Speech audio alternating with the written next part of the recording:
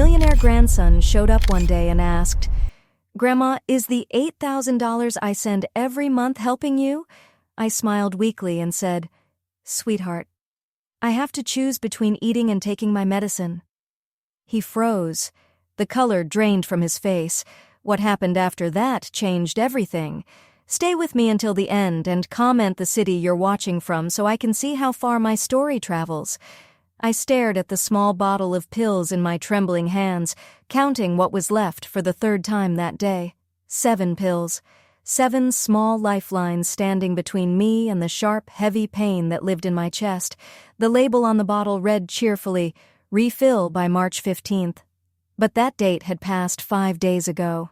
At 67, I never thought I'd be sitting alone in a cramped apartment, deciding between heart medicine and food.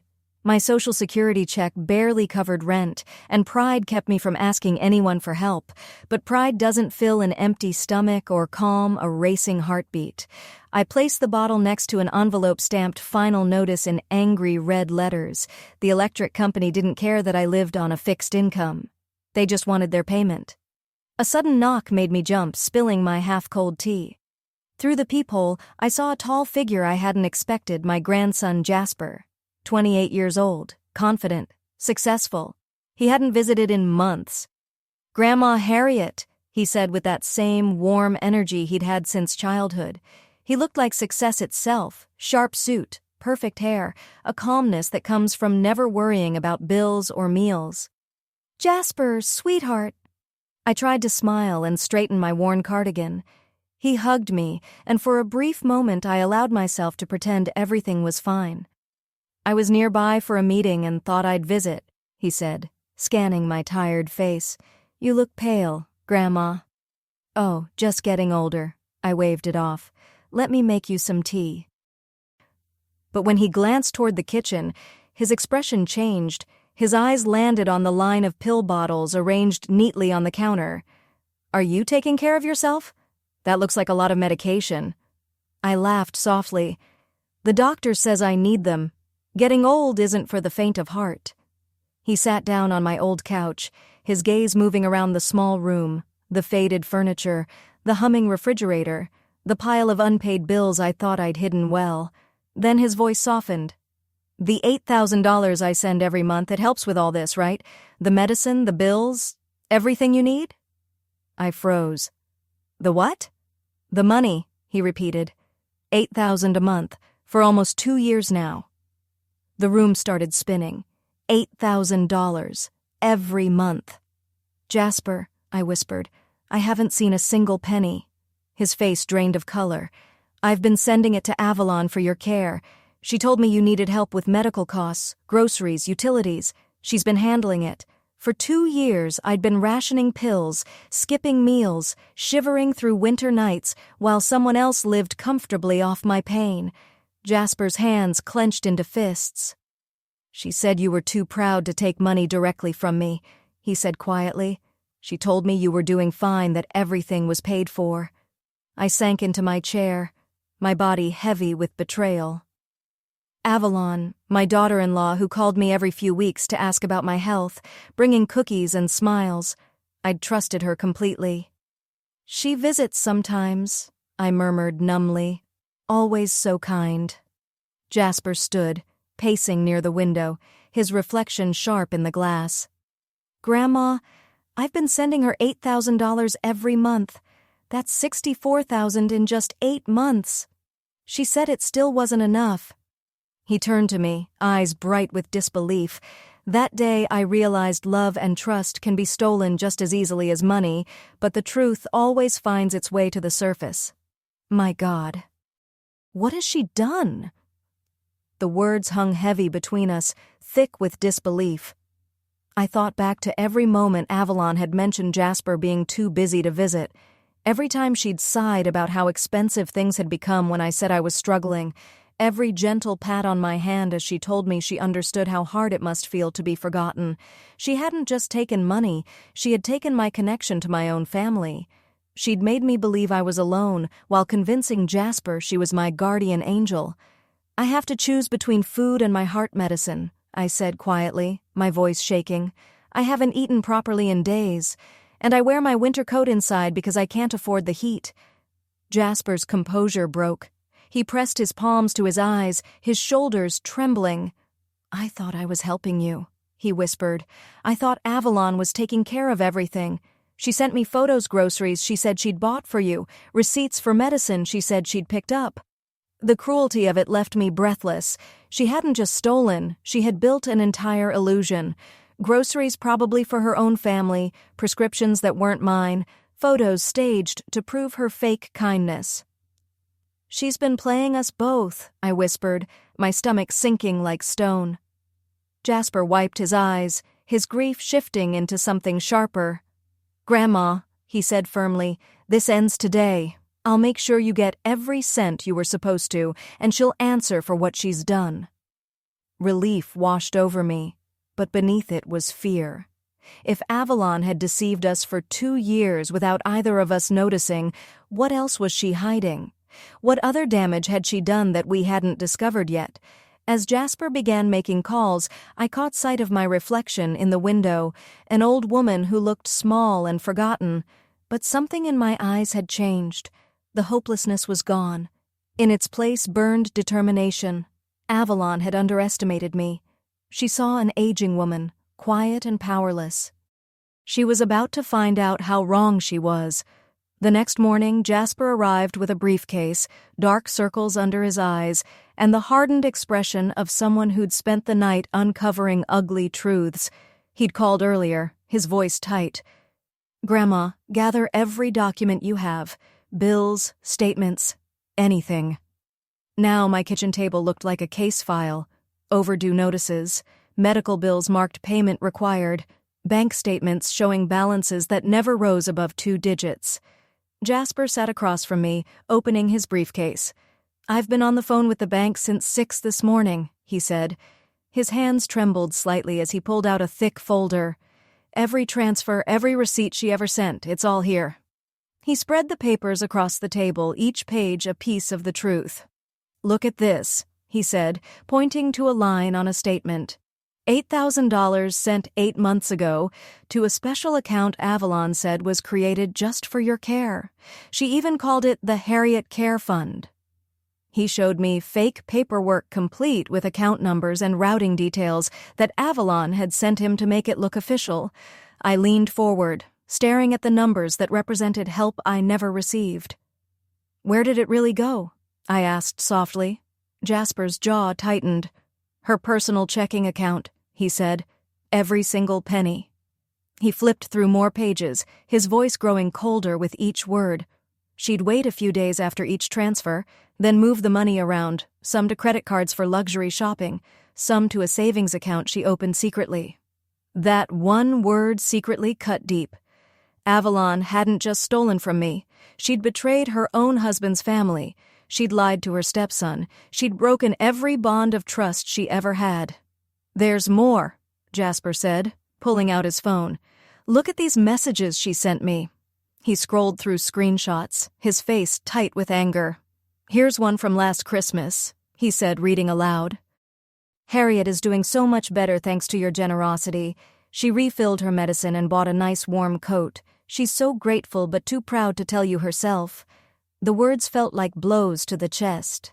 That Christmas, I'd spent the day alone in a threadbare robe because my only winter coat had fallen apart.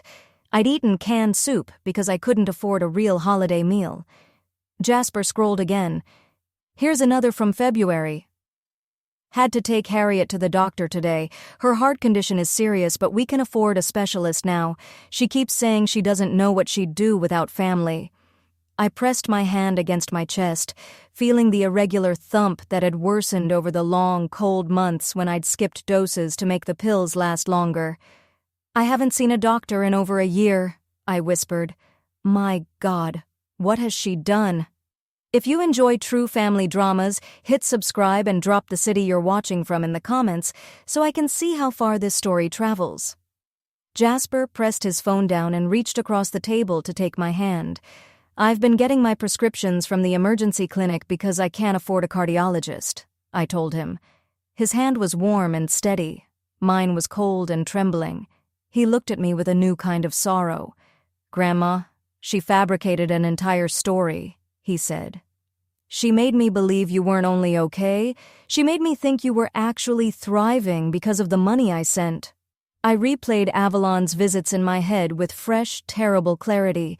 The little gifts she brought, a box of tea, a magazine, a potted plant, had felt thoughtful at the time. She'd asked about my health with such apparent concern, tapping notes into her phone as if she were tracking a patient's progress. I had told myself she was being sentimental. Now I saw a different purpose. She documented everything, I said slowly as the pieces clicked into place. Jasper slid his phone toward me and showed photos I recognized. My living room, me in a cardigan she'd purchased, the inside of my medicine cabinet with pills she'd supposedly helped me sort. They were not family snapshots. They were props in a staged performance evidence to send to Jasper, proving she was the devoted caregiver spending his money on me. She told me you were too proud to accept money directly, Jasper continued. She said it would damage your dignity to take charity, but that if it came through her, it would feel like family helping family. She made herself the hero. The manipulation landed like a physical blow. The depth of the deception left me breathless.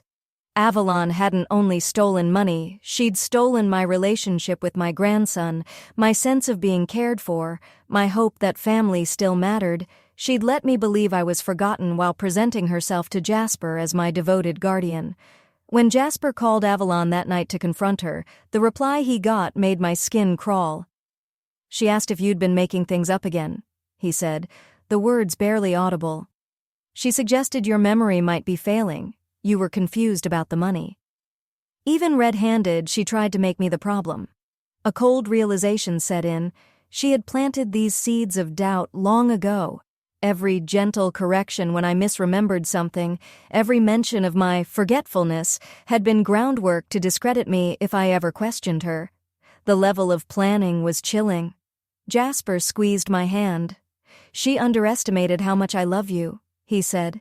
When I saw what your living conditions really are, when I realized the truth, I knew I wouldn't doubt you. For the first time in months, my tears were not only for sorrow, they were relief, validation, the simple, powerful comfort of finally being believed. What happens now? I asked. His face hardened into a resolve I'd never seen before, cool, methodical, and unyielding. We gather everything. Every receipt, every message, every dollar she touched. We build the case, and then we make sure she faces the consequences.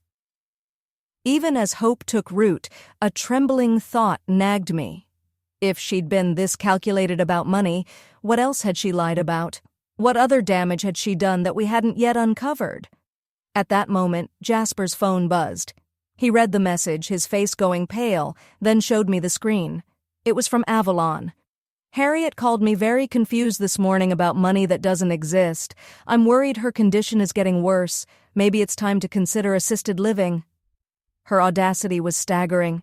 Even after being exposed, she tried to control the narrative painting me as the one who needed managing. But this time I wasn't alone. This time I had someone who believed me and the proof to show it. She has no idea what's coming, Jasper said quietly, the promise in his voice making my chest ache with a strange mix of dread and anticipation. No idea. At 2 p.m. on the dot, Avalon arrived, flowers from a supermarket.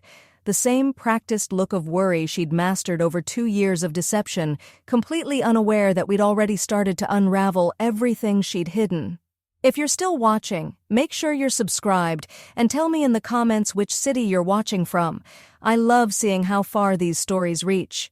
Through the peephole, I watched Avalon fix her hair in her phone's reflection, every strand in perfect place, before knocking in her usual soft, rehearsed rhythm. Jasper waited quietly in my bedroom, his phone recording. We'd agreed this confrontation had to look natural. She needed to speak freely, believing she was in control. "Harriet, sweetie." Her voice flowed through the door, syrup-sweet and familiar. I opened it, and she immediately handed me a bouquet of grocery store flowers, leaning in for her usual air kiss near my cheek. "How are you feeling today? You sounded a little confused on the phone yesterday." There it was, the gentle but poisonous implication that I was the problem. She stepped inside without waiting for permission and settled into my favorite armchair as though it belonged to her. "I brought you some chamomile tea," she said, pulling a box from her oversized purse.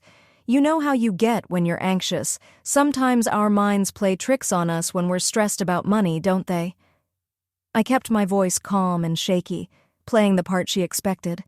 The fragile old woman she thought she controlled. "I suppose they do," I murmured. Although, I could have sworn Jasper mentioned something about money he's been sending. For just a heartbeat, her smile faltered before she caught it again. "Oh, honey," she laughed softly. "Jasper is such a sweet boy, always worrying about family. I think sometimes he feels guilty that he can't visit more often, so he imagines he's doing more to help than he really is." Her ease with rewriting reality was breathtaking. She sat surrounded by proof of my struggle, unpaid bills, bare shelves, and still spoke as if everything were fine. "He seemed certain he'd been sending money," I said gently. "Through you, he told me." This time, the mask slipped further. Her manicured fingers tapped against her purse clasp, her tone sharpening. "Harriet, sweetheart, I think you're mixing things up again. You know how memory can be at our age."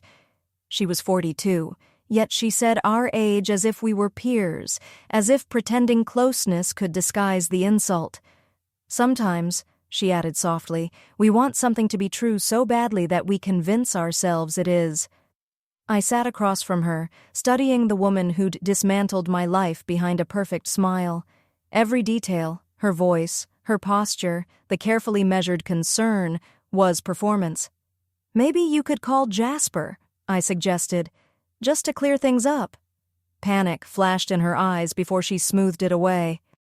"Oh, I don't think we should bother him at work. You know how busy he is. Besides, I spoke to him just yesterday. He's very worried about your confusion." She scrolled through her phone and turned the screen toward me. "See? He texted me this morning, asking how you were doing." The messages were all from her, none from Jasper. A one-sided conversation designed to look caring. She began typing again while speaking. "I'm just letting him know you seem a bit more disoriented than usual. It might be time to think about additional care options." The meaning behind her words was crystal clear. If I kept challenging her story, she'd claim my mind was failing. She'd push for control, for someone else to manage me, silencing me completely. "You're very thoughtful to worry so much," I said softly. "It must be hard managing everything for an old woman like me." Her expression softened, confident she'd regained control. "It is a challenge sometimes," she sighed, "but that's what family does. We take care of each other. Though, I'll admit, the financial strain has been significant." My heart skipped. Even now, she doubled down on the lie. "Financial strain?" I prompted. She nodded gravely. "Well, yes. Your medication, groceries, utilities, it adds up. It's not easy for a young family to support an older relative, especially with your needs increasing. We've had to stretch ourselves thin to make sure you're comfortable."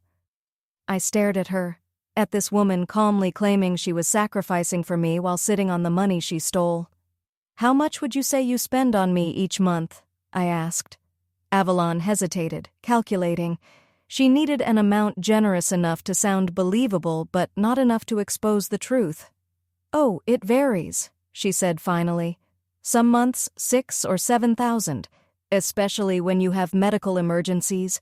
We just want you to feel secure." 6,000 or 7,000, nearly every dollar Jasper had sent.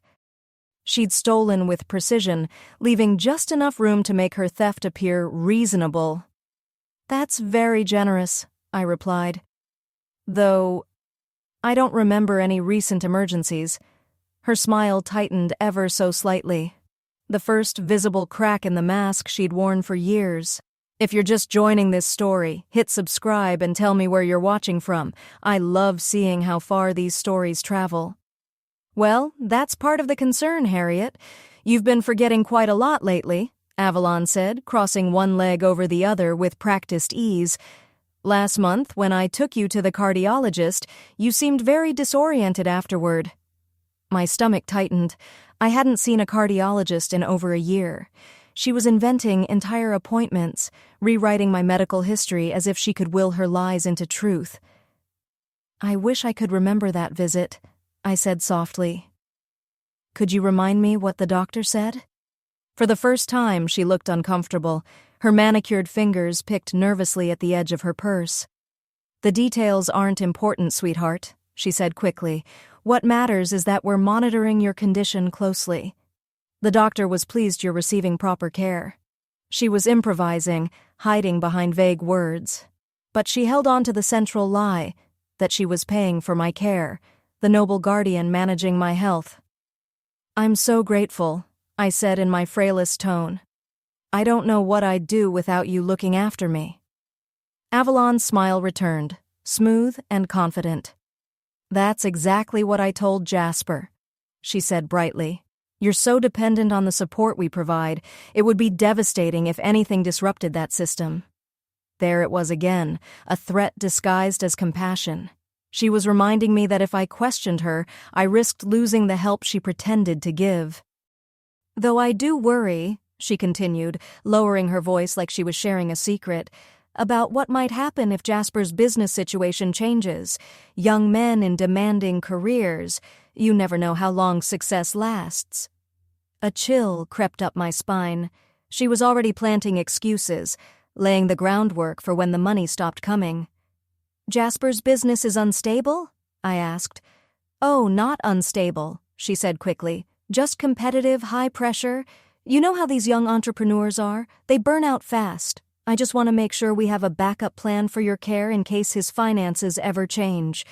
I could hear the strategy behind every word. She was constructing a world where she was the dependable one, the guardian, while Jasper was unreliable. If anyone ever questioned the missing money, she could claim his business struggles were to blame. "You really do think of everything," I said, meaning it in a way she'd never understand. Satisfied, Avalon stood and smoothed her dress. "I should get going, need to start dinner, but I'll text Jasper about our chat. He'll want to know how you're doing." Of course she would. Another update for her growing file, proof of her concern, notes for her fictional case that I was confused and incapable.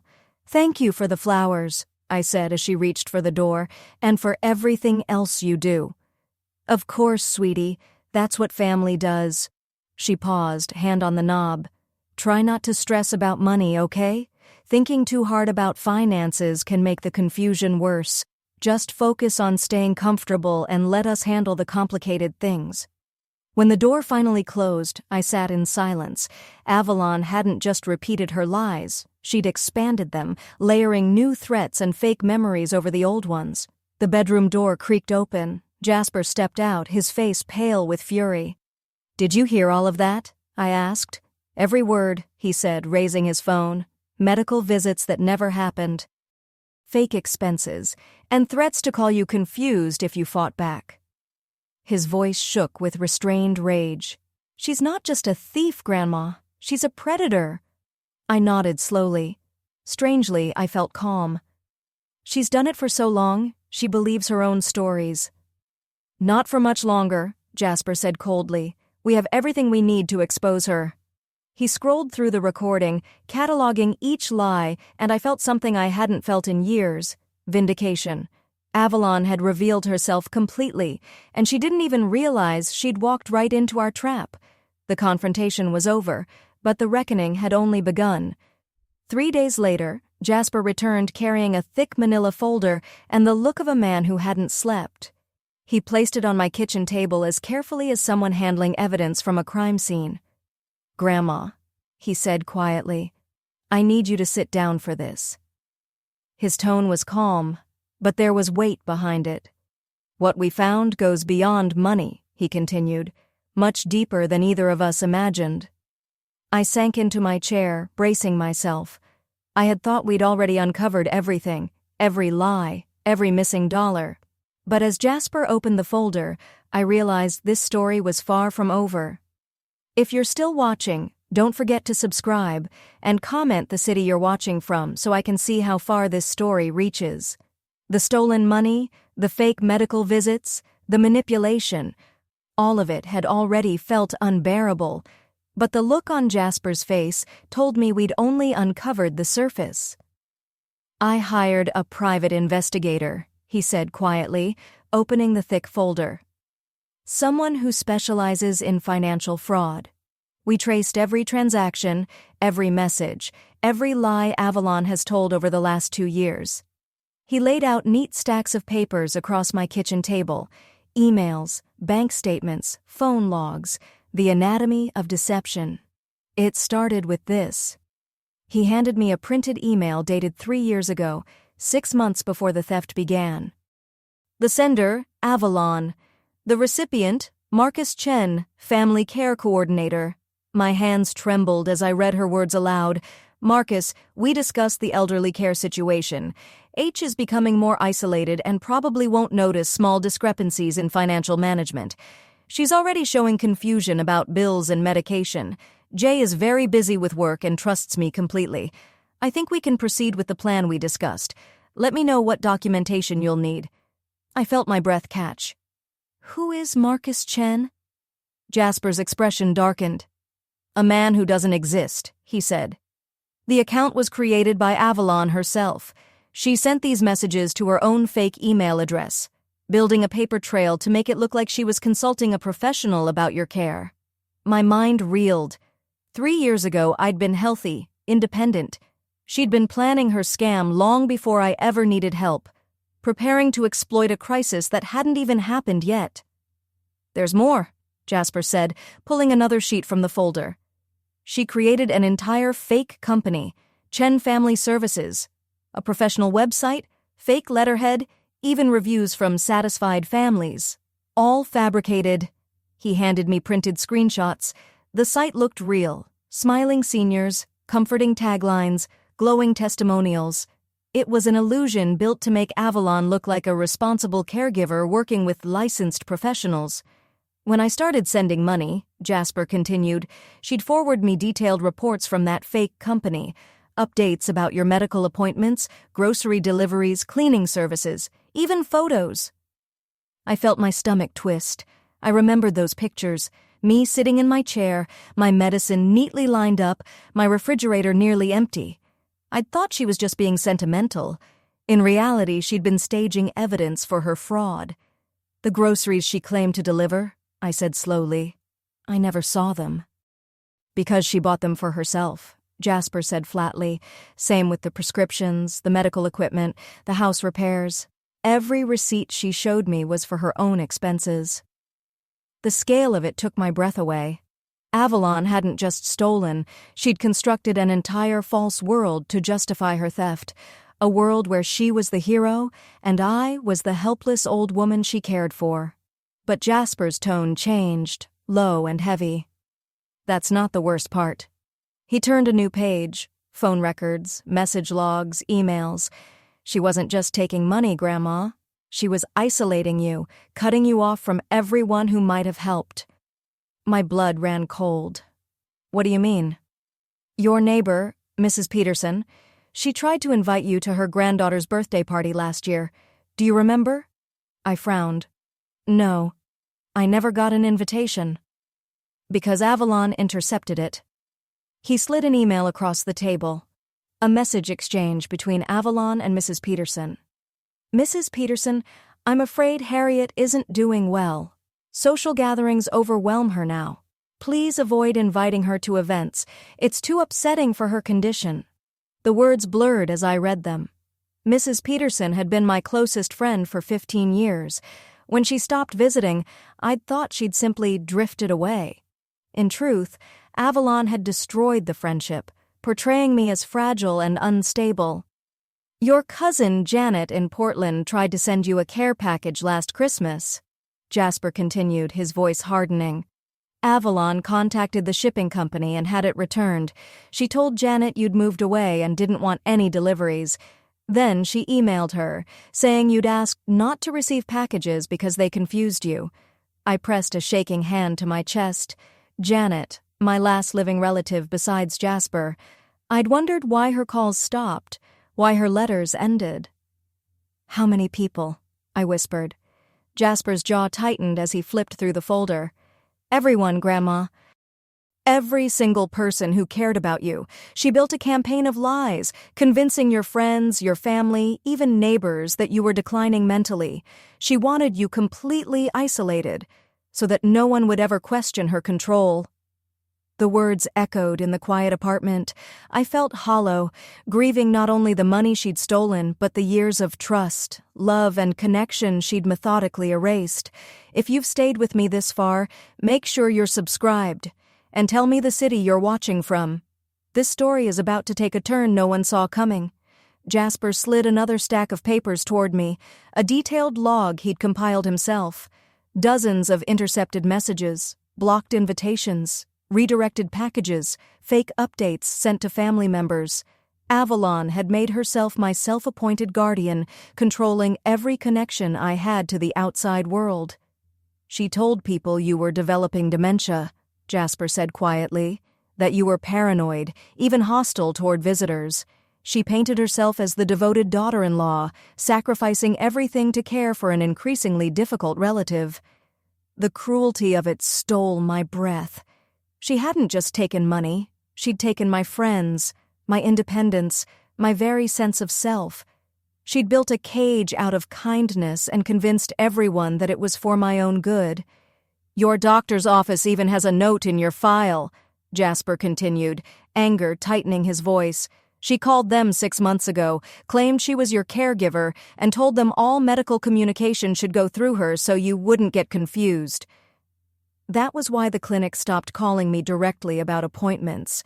I'd thought it was simply an efficiency change, a courtesy. But she'd been intercepting everything: appointment reminders, test results, medication updates. My entire healthcare information flow went through her. I thought about every time I'd felt lost about prescriptions or unsure of my schedule, moments I'd blamed on age or forgetfulness. It hadn't been confusion. It had been control. There's one more thing, Jasper said, pulling out a final page. It looked official. Government letterhead, agency stamps. My stomach dropped. She contacted Adult Protective Services last month. What? She filed a report, he said, his tone flat with disbelief. Claiming you were refusing help, becoming aggressive toward family, showing signs of serious cognitive decline. She requested a welfare check. The room tilted around me. No one ever came. Because the caseworker called her first, Jasper explained.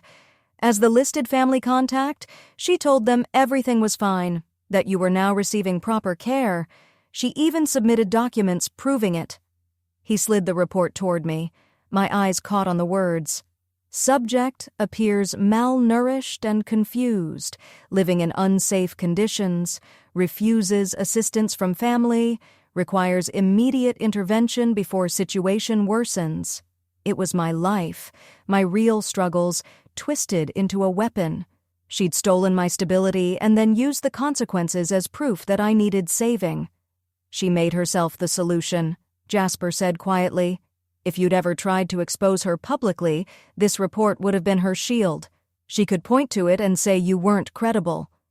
The trap was airtight. Avalon had stolen my finances, isolated me from loved ones, controlled my health information, and even created official documentation to discredit me. She was planning to have me declared unfit, I whispered. Jasper nodded. That was always the goal. Total control over your money and your life. She could have kept collecting funds indefinitely while you were safely tucked away somewhere, unable to contradict her.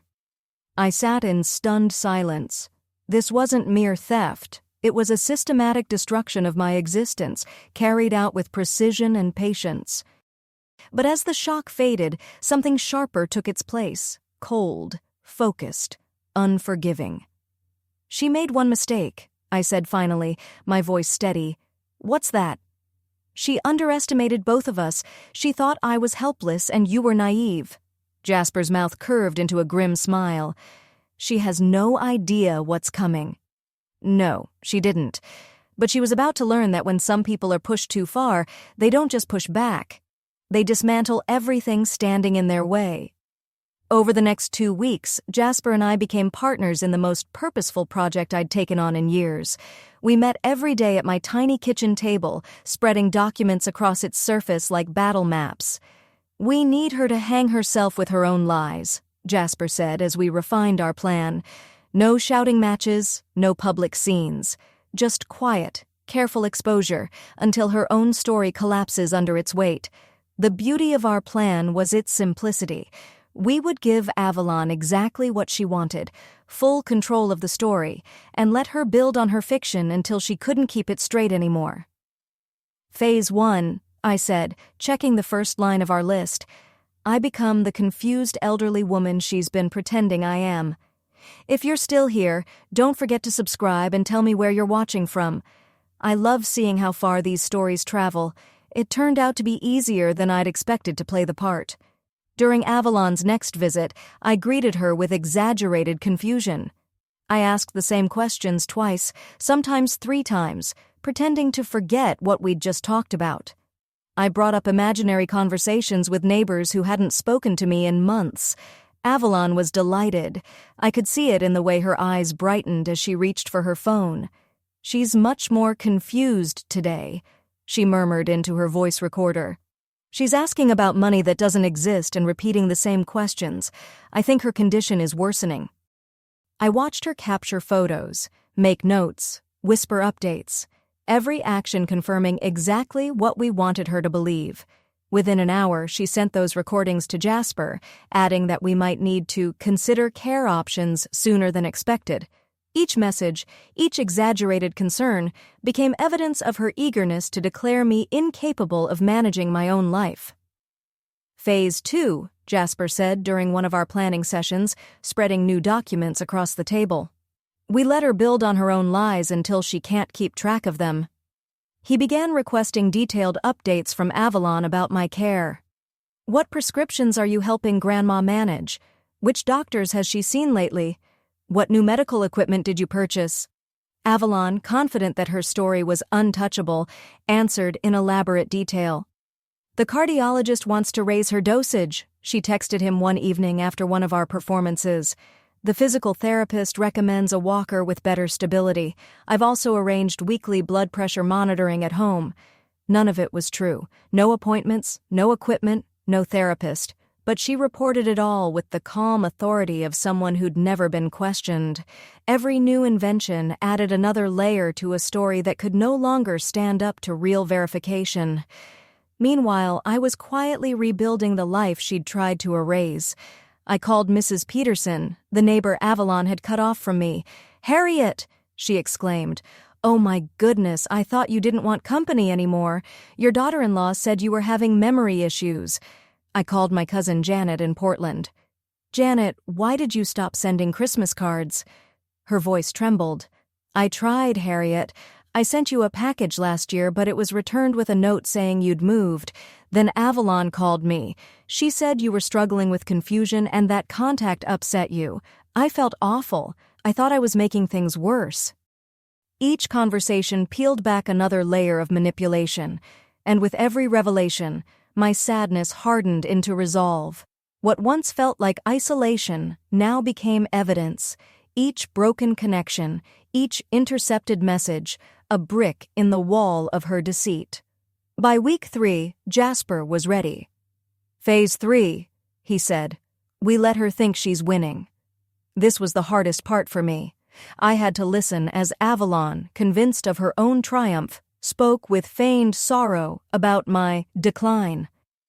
She arrived with glossy brochures for assisted living facilities, speaking in soft, pitying tones. "It's so difficult to watch someone you love deteriorate," she told Jasper during a phone call I listened to on speaker. "But we need to face reality. Harriet can't live alone much longer.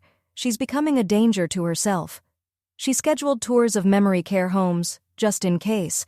She even contacted a lawyer about obtaining guardianship, presenting herself as the only family member responsible enough to make decisions for my well-being. And through it all, we documented everything. Every word recorded, every file saved, every message archived. Avalon was building the case for her own downfall with the same precision she'd once used to isolate me. The most satisfying part was watching her grow careless with success. Convinced that her lies were unshakable, she began spending Jasper's money openly: a new car, expensive jewelry, renovations to her home. "I had to upgrade the guest bathroom for when Harriet stays with us," she texted Jasper, attaching photos of a remodel that cost over $15,000. The old setup wasn't safe for her mobility issues. I had never stayed at their house. I'd never even been invited for dinner. But Avalon's confidence had turned reckless. She believed her story so completely that she stopped worrying about consistency. She even started manipulating other relatives, weaving fresh lies to strengthen her image and keep everyone aligned with her version of the truth. She didn't realize it yet, but every message, every receipt, every careless word was one step closer to her unraveling. If you've stayed with this story to the end, make sure you're subscribed and comment the city you're watching from.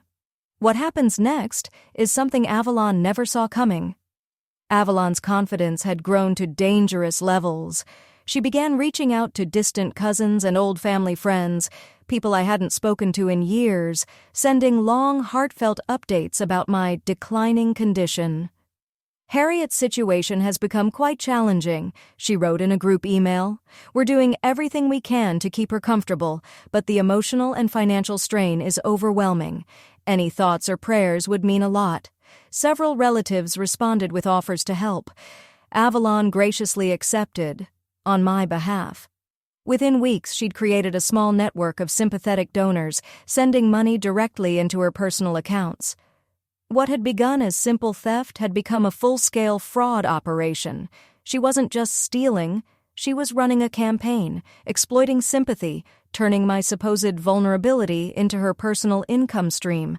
"She's getting greedy," Jasper said as we reviewed the latest evidence spread across my kitchen table, "and greed makes people sloppy." By the end of the third week, we had everything: bank records showing thousands in unauthorized transfers, phone logs proving she'd cut me off from the world, medical files showing her interference with my care, emails revealing fake businesses, fabricated professionals, and forged documentation, and the most damning evidence of all, recorded conversations where she casually discussed placing me in memory care while spending the money meant for my independence. Phase 4. I said, checking the last box on our list. "We spring the trap." The meeting was set for Friday morning at Jasper's office. Avalon believed it was about finalizing my transition to assisted living. She spent the entire week preparing her performance, printing reports, collecting fabricated doctor's notes, and rehearsing her lines. She had no idea she was walking straight into her own exposure. That night, I sat alone in my apartment, surrounded by the evidence of everything she'd taken. Not just the money, but my friendships, my freedom, and nearly my sanity. For 2 years, Avalon had built her empire on my silence. Tomorrow, that silence would end. I looked at my reflection in the dark window and saw not the fragile woman she'd tried to create, but someone sharper, someone awake. She'd tried to erase me, to make me small enough to control. Instead, she'd awakened a part of me that refused to disappear. Avalon had no idea what kind of storm was waiting for her. She arrived 15 minutes early, carrying a sleek leather portfolio filled with her forged documents and the confident smile of someone who thought victory was guaranteed. From the reception area, I watched her smooth her hair and check her reflection in the elevator doors, preparing to charm her way through another performance. She didn't know I was already there. Jasper had reserved the company's main conference room, a bright glass space with panoramic windows and recording equipment built directly into the table. Every word that followed would be captured in perfect clarity. "Mrs. Avalon, thank you for coming," Jasper said formally as he greeted her. "I've asked my grandmother to join us today. I think it's important that she's part of this discussion." The color drained from Avalon's face the moment she saw me step through the door. For a brief second, the practiced mask of calm cracked, revealing raw panic, before she forced a smile. "Harriet, sweetie," she stammered, her voice trembling just slightly. I didn't expect to see you here. Are you feeling up to such a long meeting? These talks can be overwhelming. I sat across from her, my gaze steady. I'm feeling quite sharp today, actually, I said evenly. Sharper than I've felt in months. Avalon shifted in her seat, her fingers tightening on the edge of her portfolio. Something in the room had shifted, and she could feel it. She just didn't know how badly. That's wonderful, she said with forced brightness. Though you know how these good days can sometimes be followed by… Actually, Jasper interrupted smoothly, opening his folder. Why don't we start with some paperwork? Financial records, specifically. He spread the pages across the polished table, line after line of highlighted transactions, each one tracing money from his accounts directly to hers. These, Jasper said calmly, are every transfer I've made over the past 2 years, a total of $160,000, all sent to accounts you control, supposedly for my grandmother's care. Avalon's eyes darted across the papers, scanning the damning evidence. Her breathing quickened. The trap had closed, and for the first time in 2 years, the truth was no longer hers to manipulate. Avalon's hands trembled slightly as she reached for the papers. Yes, she said quickly, and as you can see, every penny was used for Harriet's needs. The medical expenses alone have been staggering. Really? It was the first time I'd spoken since sitting down. Which medical expenses were those exactly? The question cut through the air like a blade. Avalon froze. The confused woman she'd spent 2 years manipulating was gone, and she knew it.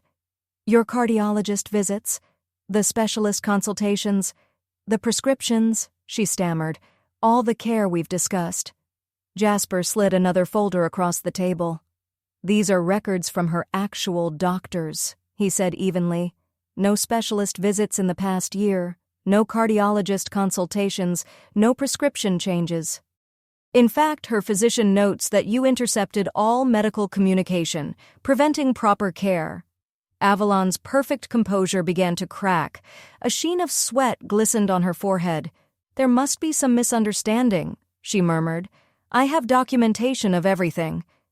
You mean this documentation? I asked, pulling out my own envelope. Inside were the printed emails between Avalon and her fictitious Marcus Chen.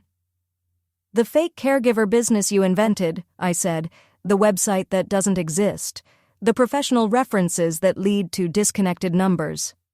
Silence. Avalon stared at the evidence, her own handwriting staring back at her. For years she'd controlled every story, decided what truth looked like. Now truth was staring her down. Or maybe, Jasper added, placing another stack on the table, you mean these, the phone records showing you blocked my grandmother's friends and family, the messages you sent to isolate her completely. Avalon's voice came out in a shaky whisper. Harriet was confused. I was protecting her. She would have been upset. What condition? I cut in, my voice suddenly sharp. The one you invented? The so-called dementia you fabricated to justify controlling my life? I leaned forward, my tone calm but unrelenting. For 2 years you convinced my grandson that I was well cared for while I was choosing between heart medicine and food. You stole the money meant to help me survive, then documented my suffering as proof of your devotion. You cut me off from everyone who loved me and called it compassion. Avalon's breathing quickened. I was trying to help. The finances were complicated. I was managing everything. What I needed, I said, raising my voice for the first time, was the money Jasper sent. What I needed was contact with my family. What I needed was the freedom to live my own life. You stole all of that while convincing everyone you were a saint. Jasper laid one final document on the table, the report Avalon had filed with Adult Protective Services. This one's especially revealing, he said quietly. You reported my grandmother as a vulnerable adult, then positioned yourself as the one saving her from the situation you created. Avalon's last defense collapsed. I was concerned for her welfare, she whispered. You were concerned with maintaining control, I replied. You needed official proof of my decline in case anyone questioned your authority. The room went silent except for the sound of Avalon's uneven breathing. She glanced from face to face, searching for an escape that didn't exist. The caseworker will be very interested in this, Jasper said. So will the police, the district attorney, and every person who's been sending you money under false pretenses. Avalon's mask shattered completely. You can't prove I meant harm. I was just trying to manage. By stealing over $160,000? I asked. By fabricating medical emergencies? By destroying every relationship I had? I stood slowly, meeting her eyes. You didn't just steal money, Avalon. You stole 2 years of my life, my dignity, my independence. You turned my own grandson against me by pretending I was too proud to accept his help while making sure I never saw a single cent of it. Tears streamed down her cheeks, not of regret, but panic. I can pay it back, she pleaded. All of it. We don't need to involve anyone else. This stopped being a family matter, Jasper said coldly.